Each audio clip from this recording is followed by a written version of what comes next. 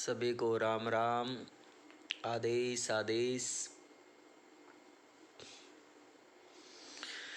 विषय है,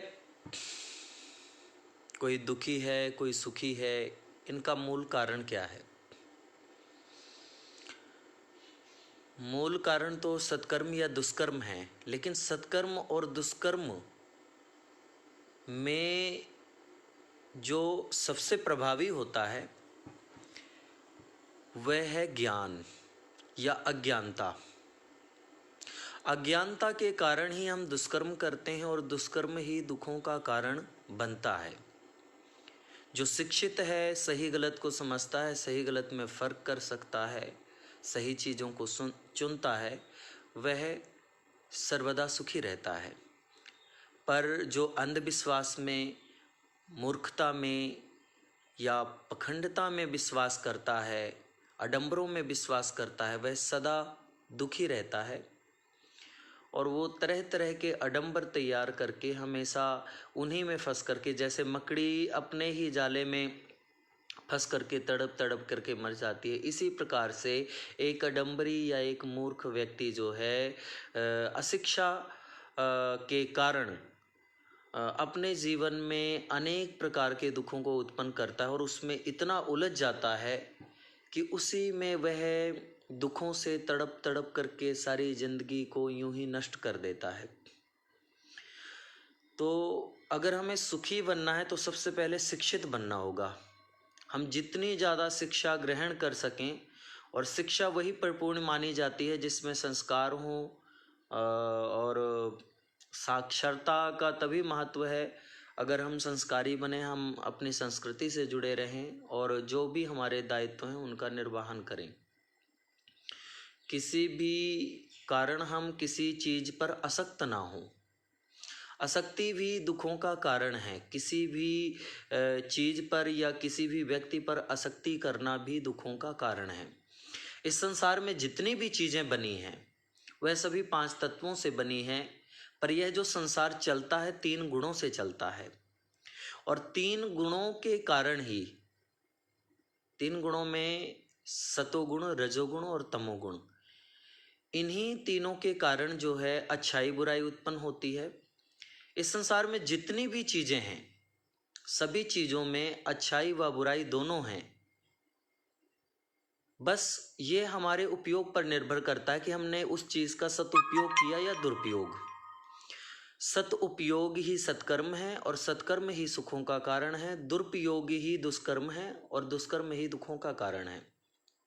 by the way, मान लो हमारे पास बाइक है, अगर हम उससे अपनी मंजिल तय करते हैं तो सदुपयोग है और वो सुख का कारण है। वहीं उस बाइक को गलत तरीके से चलाते हैं, एक्सीडेंट कर देते हैं या किसी पर भी उसको ठोक देते हैं या डैमेज कर देते हैं, तो वही दुरुपयोग है, वही दुखों का कारण है। अब वो डैमेज करेंगे तो खुद को भी चोट लगेगी, बाइक भी जो है डैमेज होगी, उससे तकलीफ ही होनी है। तो कहने का मतलब ये है, किसी भी चीज़ का दुरुपयोग, भोजन शरीर के लिए पोषक तत्व उत्पन्न करता है, लेकिन अगर हम उसका जो है लिमिट में सेवन करें तो जो भी हमसे जुड़े हैं और अपने दुखों को दूर करने की बातें करते हैं या हमसे सलाह मशवरा करना चाहते हैं इस विषय में, तो मैं उनको एक ही सलाह दूंगा कि सबसे पहले आप साक्षर बने, सही और गलत को समझें और जो भी आपके पास है उन चीज़ों का सदुपयोग करें। उन चीज़ों का जब आप सदुपयोग करेंगे आपके जीवन में 100% सुख आएगा। चाहे बुद्धि है या शरीर है, सभी का सदुपयोग करें, दुरुपयोग ना करें।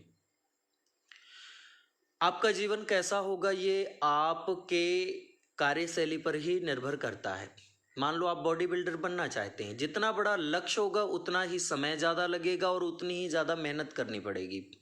मान लो आप बॉडी बिल्डर बनना चाहते हैं और आप बिल्कुल पतले हैं या आप बहुत मोटे हैं और आप 4 दिन जो है डंबल मारने के बाद सोचें कि मैं बॉडी बिल्डर क्यों नहीं बना, तो ऐसा नहीं हो सकता। जितना बड़ा आपका लक्ष्य होगा उतनी ही ज़्यादा आपको मेहनत करनी पड़ेगी और उतना ही ज़्यादा टाइम लगेगा। मेहनत और लगन से अगर हम किसी भी काम को करते हैं तो जब उसका टाइम आ जाता है तो वह जो है हमारे सामने उस कामयाबी का हमारे सामने साक्षात्कार होता है। किसी भी क्षेत्र में हम काम करें, चाहे वो भक्ति मार्ग है या किसी भी क्षेत्र में, हम कृषि क्षेत्र में काम कर रहे हैं या साइंस क्षेत्र में काम कर रहे हैं, किसी भी क्षेत्र में काम कर रहे हैं, तो जितना बड़ा आपका लक्ष्य होगा, यानी आप करोड़पति बनना चाहते हैं, तो करोड़पति बनना चाहते हैं उसके लिए आपको बहुत ज़्यादा मेहनत करनी पड़ेगी। आपको मार्केट को समझना होगा, मार्केट वैल्यू को समझना होगा, पूरे सिस्टमैटिक तरीके से जो है उन चीज़ों को समझ करके और सही तरीके से चलना होगा। और आपकी मेहनत लगन के आधार पर एक लंबे समय के बाद, क्योंकि आपने बहुत बड़ा लक्ष्य रखा है, जैसे एक बहुत ज़्यादा मोटे व्यक्ति का बॉडी बिल्डर बनना या बहुत ज़्यादा पतले व्यक्ति का पहलवान बनना एक बड़ा लक्ष्य है और उसको उसके लिए बहुत ज़्यादा मेहनत करनी पड़ती है और उसके लिए उसे बहुत ज़्यादा समय लगता है। उसी प्रकार से हम किसी भी क्षेत्र के एक बड़े लक्ष्य को हासिल करना चाहते हैं तो उसमें समय भी लगेगा और उसमें आपको मेहनत भी बहुत ज़्यादा करनी पड़ेगी। और ये मैं पढ़ी पढ़ाई बातें नहीं कर रहा, जो मैंने खुद अनुभव किए हैं, जो मेरे खुद के एक्सपीरियंस हैं या जो मैंने दूसरों से सीखे हैं, उसी के आधार पर मैं यह सारी बातें कर रहा हूँ। तो जो भी मेरे से इस बारे में बात करते हैं और कई तरह के अज्ञानतावश वो अंधविश्वासी बात करते हैं, तो मैं एक ही चीज़ उनके सामने रखना चाहूँगा कि भाई आप इन अंधविश्वास में ना पड़ें, शिक्षित बने, सही चीज़ों को जानें, समझें और सदुपयोग करें। आपके पास वो सारी चीज़ें हैं जो एक मनुष्य को कामयाब होने के लिए, एक स्वस्थ शरीर और नॉलेज, अगर किसी के पास नॉलेज है और एक अच्छा सेहतमंद शरीर है तो वह किसी भी क्षेत्र में कामयाब हो सकता है। लेकिन जितनी बड़ी आप कामयाबी पाना चाहते हैं, उतनी ही ज़्यादा मेहनत और उतना ही ज़्यादा समय आपको वेट करना पड़ेगा, इंतज़ार करना पड़ेगा। एक दिन में कोई भी लक्ष्य प्राप्त नहीं होता है। धन्यवाद। सभी को राम राम। आदेश आदेश।